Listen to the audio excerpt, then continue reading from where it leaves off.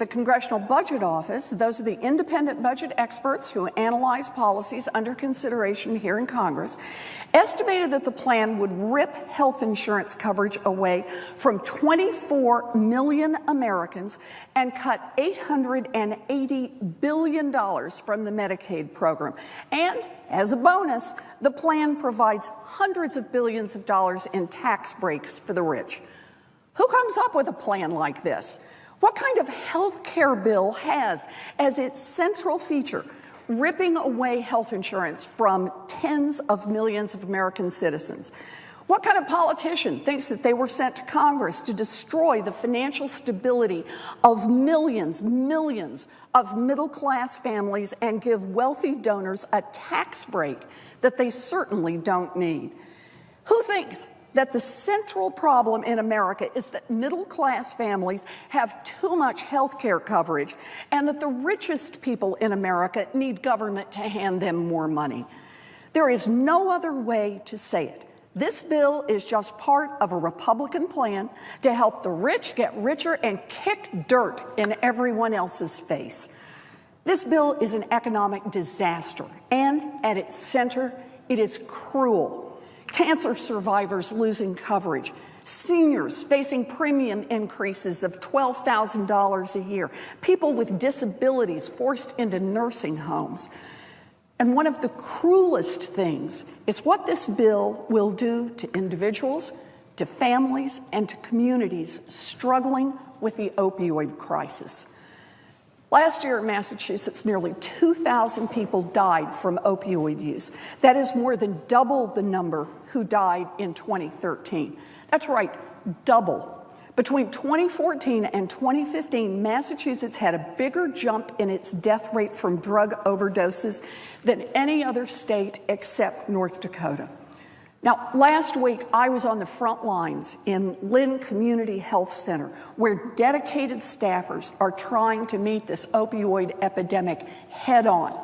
This week, I went to Manatt Community Health Center, where a coordinated team in Quincy is battling the opioid crisis. But while I was there, I not only met with the professionals, I saw the mamas and the babies, the people who are in recovery, and people who reach out to those who are still in the grip of drugs. The opioid crisis isn't happening to someone else's family or in someone else's community. It's happening to our families in our communities. And we need to do more to stop this plague before it takes another of our loved ones. We need to do more. What we absolutely cannot do is less. We cannot take away the resources already committed to fighting the opioid crisis so that some millionaire can get a tax break. Current law, the ACA, requires all insurance plans to cover substance use disorder treatment and prevention as an essential health benefit. That means that your insurance company can't turn off your access to treatment just when you need it most by saying, oh, sorry, we just don't cover that. Current law, the ACA, gave people the chance to get that insurance. Through health exchanges and subsidies, millions more people got private insurance. And through Medicaid expansion, millions more were covered by Medicaid. So there it is, our first line in the defense in the war on opioid addiction. The ACA currently means that more people are covered and that coverage includes substance abuse treatment. And what does the Republican plan do? Take away coverage for 24 million people. That's 24 million people who no longer have any access to substance use disorder and prevention services. And then they want to let insurance companies jack up the out-of-pocket costs for substance abuse programs and mental health programs. In fact, some Medicaid plans would be able to drop this coverage altogether. So millions more people would lose their one lifeline if someone in their family is taken by drugs. Now, don't get me wrong. What we're doing right now is not enough. Even now, only 10% of those who need treatment for substance abuse disorder receive it. 90% already can't get help. But that means we need more, not less, help.